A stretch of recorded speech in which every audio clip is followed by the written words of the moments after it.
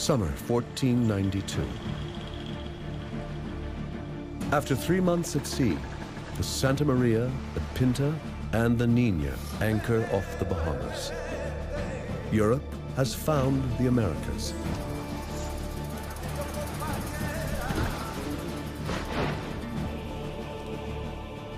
Next comes conquest and colonization by settlers who remake America in their image.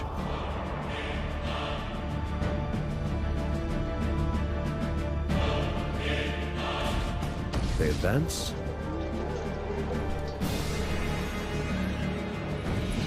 and destroy.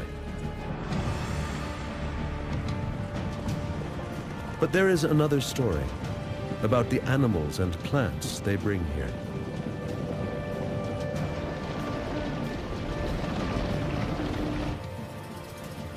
And the natural treasures they find here.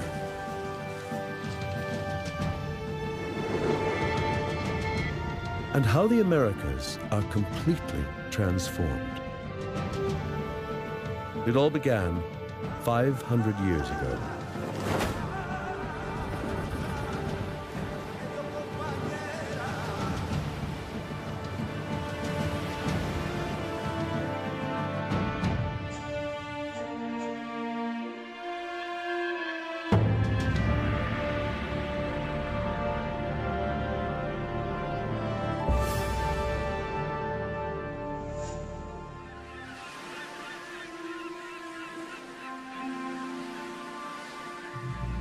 It's 1491.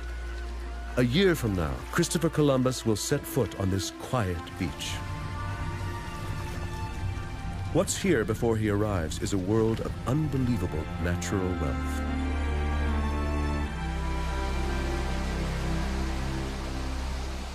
Two vast continents teeming with life. More than 600,000 miles of coastline are surrounded by pristine waters. Shoals so dense, they're said to slow the passage of ships.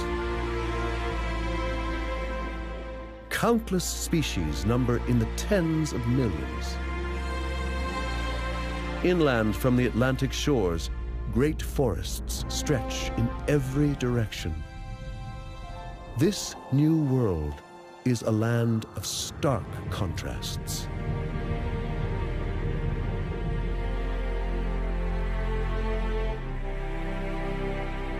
From the lush jungles of South America to the glaciers of the Arctic North and the Great Plains of the Midwest, where gigantic herds thunder across North America, there is room for caribou, antelope,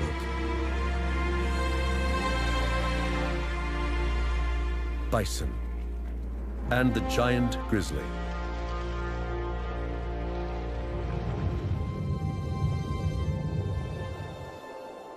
In the sky above, flocks of birds nearly block out the sun as millions of pigeons, ducks, and geese cover the horizon.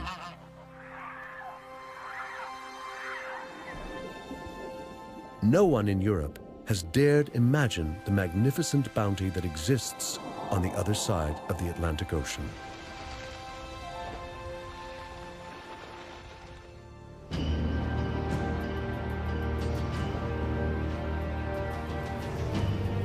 In 1491, Christopher Columbus stands on the coast of Spain, looking west. He dreams of leading an expedition to find a new trade route to Asia. Success will mean glory and riches for himself and the Spanish monarchy.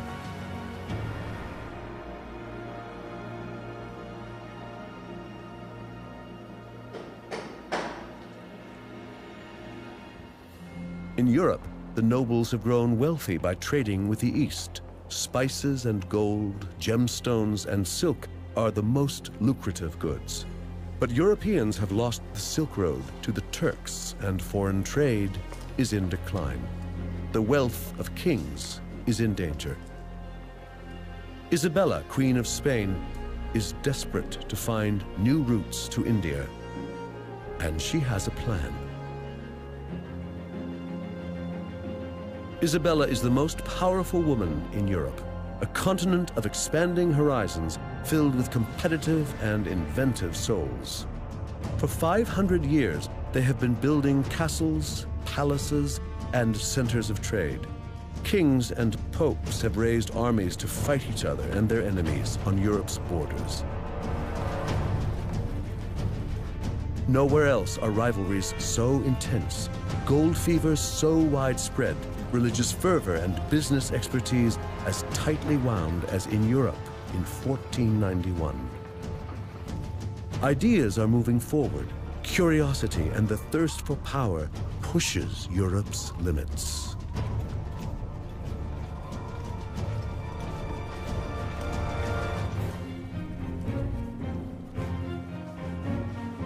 Europe is a busy and crowded continent trying to feed a growing population of 100 million people. Natural resources are already exploited as land becomes scarce and overworked.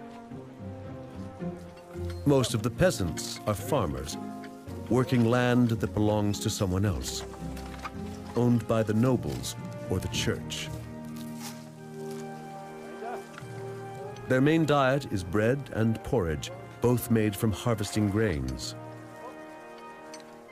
They plant rye or wheat in winter, oats or barley in the spring.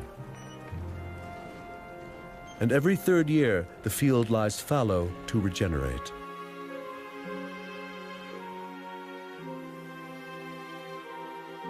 They've learned to harness water and wind for power. It is hard work, but good for producing higher yields in smaller spaces.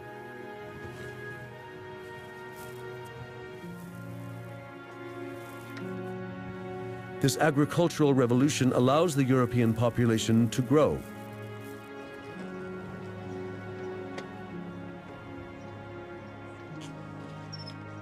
With the help of one more important element: domesticated animals.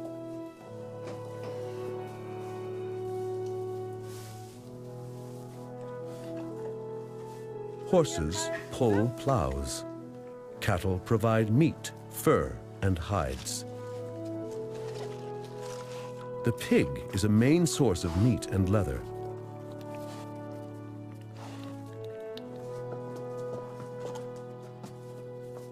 And so too are sheep.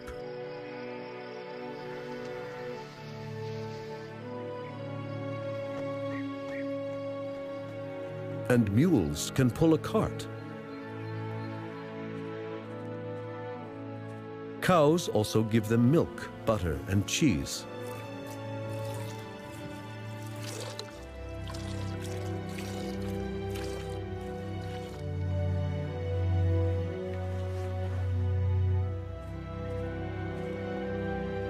It is not only people that domesticate animals. The Big Five, horses, cattle, goats, pigs, and sheep, domesticate the European landscape. They contribute to Europe's overcrowded conditions. In 1491, the Americas, too, are a crowded and prosperous place, but in a very different way. The Andes cradled a vast empire ruled by powerful god kings. Mesoamerica is densely populated and home to the most impressive civilizations on the continent. The Atlantic coast is filled with smaller villages and fields. And along the great rivers, great cities are built around monumental plazas. It is an ancient world, inhabited by 100 million people. Hunters and gatherers, fishermen and farmers, kings, slaves, and soldiers. Down among the trees, where the Missouri, Illinois, and Mississippi rivers merge, lies one of the largest civilizations on the continent. The native Mississippians are mound builders, occupying a vast region from the Great Lakes in the north to Florida in the south. The first explorers thought these great mounds were natural, carved by retreating glaciers. Now we know that they are the centerpieces of cities. Cities like Cahokia. Busy trading posts of earth and wood, with populations of up to thousands of people. No one knows what they called themselves or what language they spoke. But we know why they were successful.